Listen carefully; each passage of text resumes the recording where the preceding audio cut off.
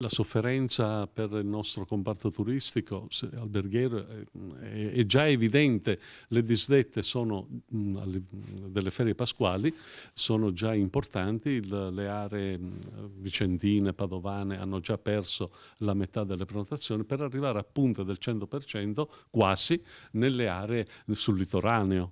Invito tutti a non farsi intimorire da qualche titolo dei giornali forti, perché i nostri alberghi sono funzionanti, attivi, le nostre piscine funzionano, sono clorate, quindi gli aspetti igienico-sanitari sono tutelati, si può fare la fangoterapia.